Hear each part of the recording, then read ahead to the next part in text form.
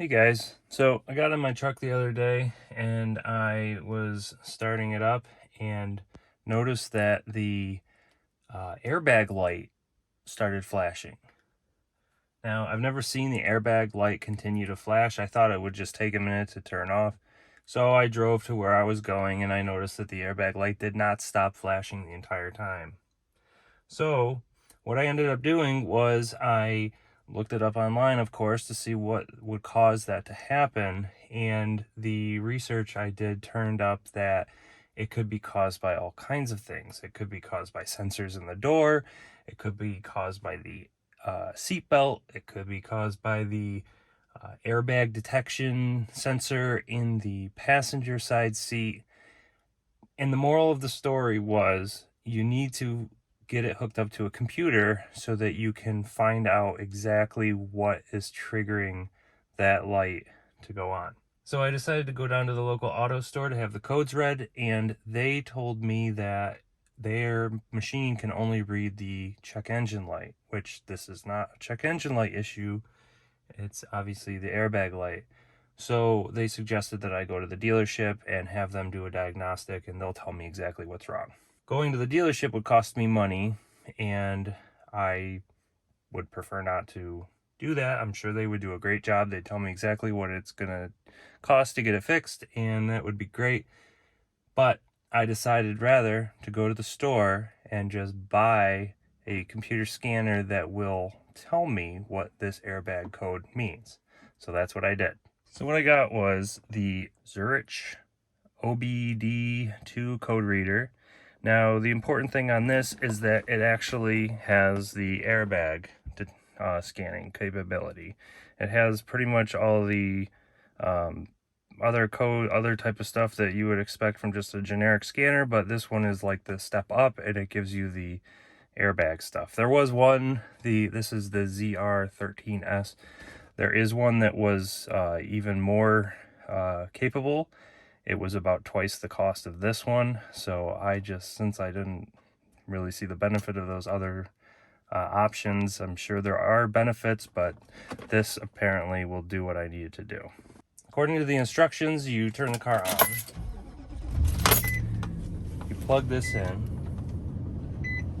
There are batteries that you need to put in this machine. They come with. Okay, this is fun when you can't see what you're doing. All right, so we're starting up. It's reading.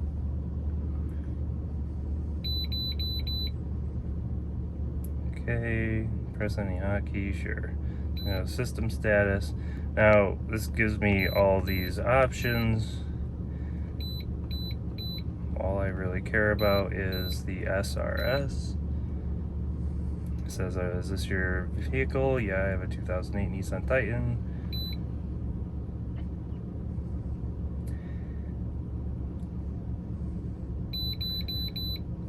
And now it says driver airbag module open, which tells me it could be a couple things. According to my research on the internet, that means that it could be pretty much anything between the computer and the airbag itself, which could include a spiral cable that's in the wheel for when you turn the wheel back and forth. It keeps a connection so that your accessories on your wheel will work, like your radio and the horn and the cruise control. But they said an easy way to test that is, do these buttons work? And the answer is yes. My horn works. All these buttons seem to still work. So that leaves me to the airbag module itself. It could be the connection on the airbag module, or it just could be the airbag module itself. So the internet being as amazing as it is, you can actually buy them. So this is what the actual airbag module looks like. Now, this is a used item. I bought it off of eBay, so I have no idea if it's going to work or not. And in fact, it looks like they just cut it right out of a car before probably throwing it in a shredder or something. It looks the same. The size seems to be the same. I have no idea if this thing's going to work, but we're going to put it on and see if it works. Now, I've already popped these little covers off from the side where there's 2 screws that hold the steering wheel cover onto the steering wheel. One on each side. I pop this off. There's one on this side. Now before I go and do anything, I need to remove the battery connection because I would really not appreciate this thing accidentally exploding in my face. It's just a personal preference. I would really like to avoid that. So anyway, I'm just going to disconnect the battery and give it a couple minutes to make sure that there's no juice left in the system before I move forward. Alright, so I disconnected the battery. Turn it on, I get no lights. That's a good sign. Now I have my power driver here. I have a 10mm socket on it. Get on it, hopefully. Over here. I don't know why I did this to myself. I got too long of an extension.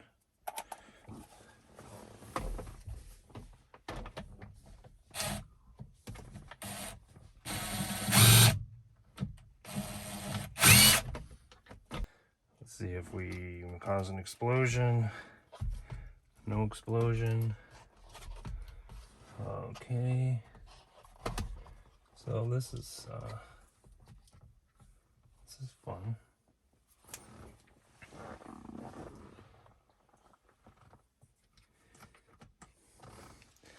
So looking at this still has the connections on it, and in order to remove these, I think you have to pop these out. So I got this little screwdriver, and I'm just gonna kind of wedge under here a little bit.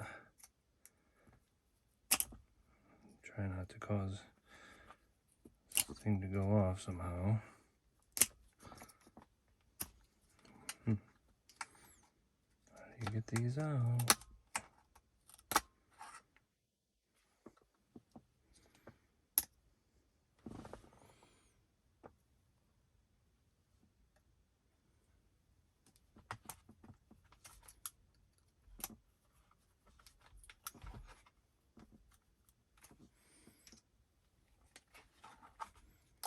There we go. It's orange. So you got to come from the back here. There's actually a little groove that this screwdriver fits right in, and once I got underneath it, it seemed to pop right out. See? No problem. Alright, so now that I know how to do that, I will do it on the one that's plugged in.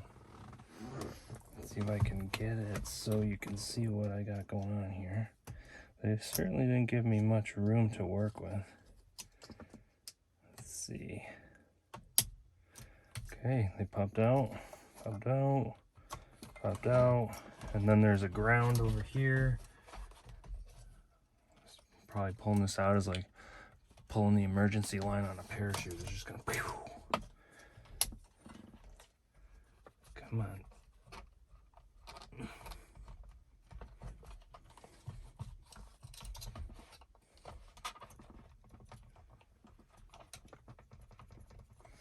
Don't actually want to be too rough with this one because it needs to be hooked back up. Alright, so I'm gonna go get some pliers.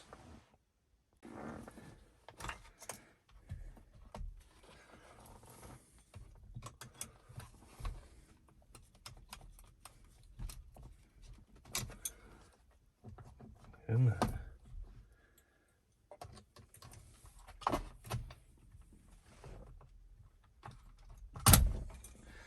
There, see? Okay, so this is done.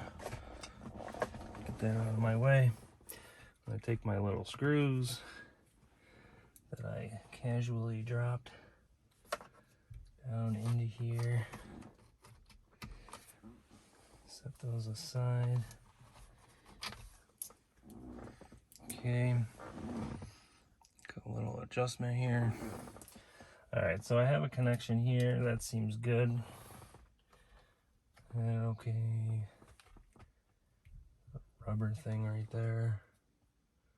Assuming that has something to do with the horn. So let's take our new one. Let's seems like I need to remove this thing. See, it looks like they just cut the thing right out of the old vehicle. No problem. So we'll set this in.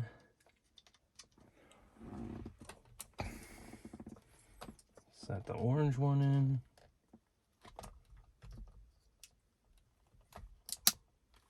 Set the yellow one in. Then we'll gently put that back in. Put screw number 1 back in. See how many times I drop this. Yeah, this is gonna be great.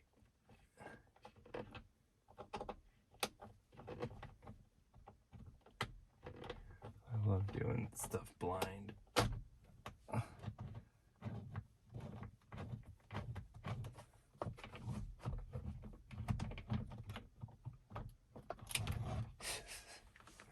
So far I'm off to a good start.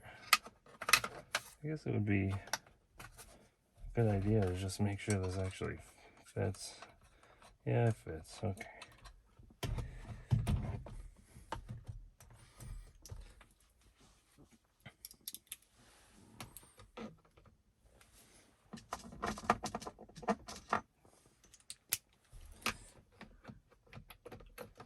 Sometimes I find these things to be the hardest part of a project, just fitting the screw back in. I don't know if this is actually in. Feels like it might be. I guess that one's in. Okay. I will tighten it up in a second. Let me get the other one in first.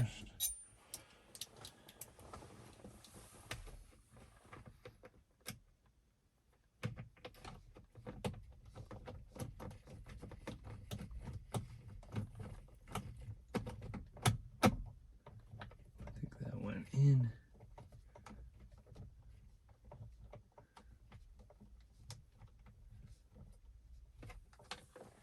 All right. Now, rather than use my power driver to set this in, I'm actually going to go get my ratchet and just hand tighten it.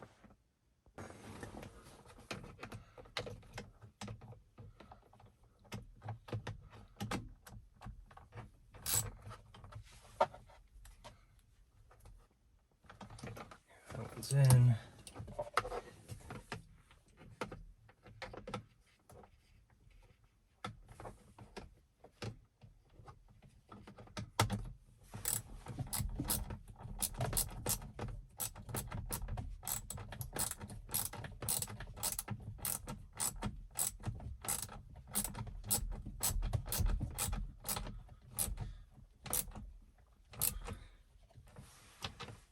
That's in.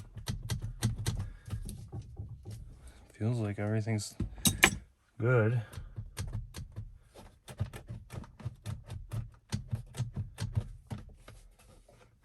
Let me just double check this one over here. That's in. All right, let's go connect the battery back up and see how we did. All right, we have the battery back hooked up. System comes on. Let's see if our light goes away.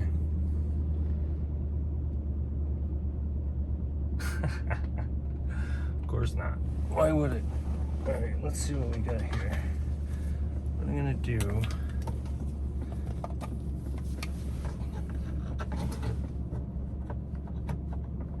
It might require resetting. But first, I'm gonna run the scan tool on it to see what it says. As you can reset this light. I actually did research on how to do it. It's a series of turning the car on and off, and then the light will turn off.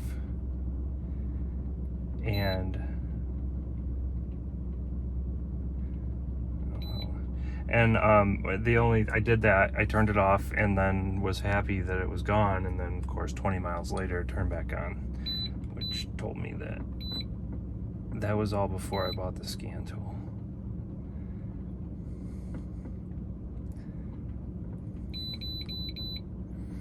All right, so it says airbag module. I'm gonna erase it. Are you sure you want to erase that? Yeah. So erase successful. Now, if you look over here, you can see that the light turned off. So what we're gonna do is we're gonna drive it and see if it comes back, and then I will let you know. All right. Well, hopefully if you run into a similar issue, this is a B1054 error. If you ran into that and you wanted to try to fix it yourself, this is one option. If, you know, assuming that this fixed my problem, I'm not sure yet, I got to drive it a little bit, but that's how easy it is to replace the airbag module. Even if it didn't fix my problem, at least now I know how easy it is to do it. And you can buy the airbag modules used. You probably don't want to buy a new one, especially an older truck. Like this is a 2008 Nissan. So I'm not gonna go out and buy a new airbag module because I don't really wanna spend that kind of money on this old truck.